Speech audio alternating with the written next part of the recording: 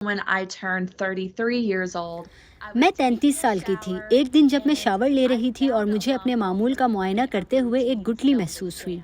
لیکن میرے ڈاکٹر نے سوچا کہ چھاتی کے کینسر کے پس منظر میں ابھی میری عمر بہت کم ہے، لہٰذا مجھے کینسر کی درست تشخیص کرنے میں 4 مہینے لگ گئے.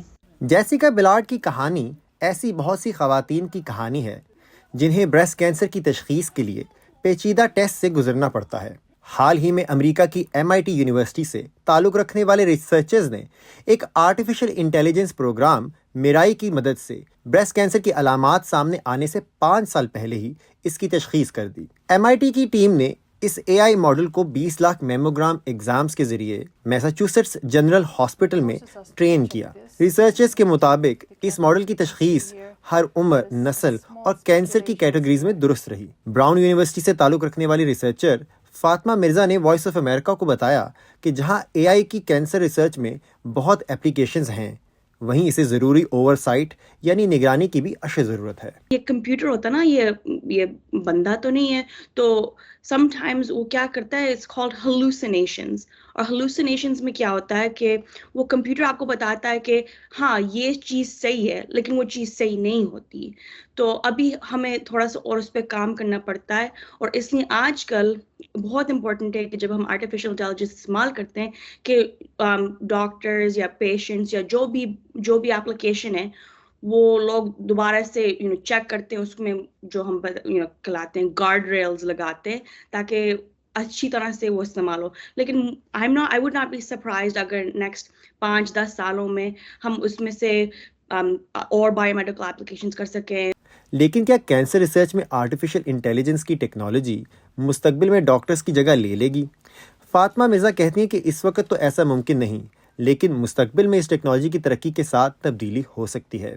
کینسر میں بہت اپرچونٹی ہے، اس لیے کہ کینسر یا ہمارے پاس دو پارٹس ہیں کینسر کے. ایک سائڈ پہ ہے جو basic bio medical, bio physical, bio chemistry کا جو ریسرچ ہوتا ہے، اور جو اس طرح کے جو پروجیکٹس ہیں نا جس میں وہ دیکھ رہے ہیں اس کی پروٹین کا شیپ کیا ہے، اس پروٹین کس طرح سے اور پروٹینز کے ساتھ انٹریکٹ کرتا ہے، اس میں بہت اپرچونٹی ہے. اس لیے کمپیوٹر بنا سکتا ہے ماڈلز جو لوگوں کے لیے بہت مشکل ہوتا ہے. میرائی اور ایسے ہی بہت سے دوسرے مصنوعی ذہانت کی مدد سے چلنے والے ماڈلز پر ابھی کام جاری ہے.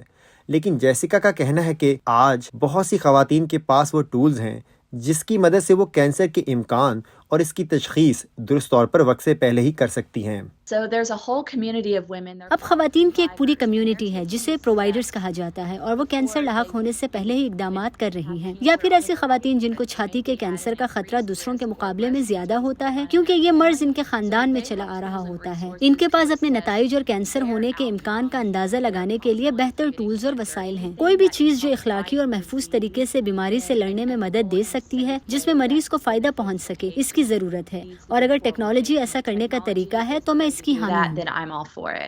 مصنوعی ذہانت تیزی سے بایو میڈیکل ریسرچ کے میدان میں تبدیلیاں لا رہی ہے، لیکن ماہرین کا کہنا ہے کہ ابھی بہت سے حفاظتی اقدامات کی ضرورت ہے تاکہ اس ٹیکنالوجی کو درست طور پر استعمال کیا جا سکے. ماہرین مستقبل میں اس ٹیکنالوجی سے بہت سی توقعات وابستہ کیے ہوئے ہیں.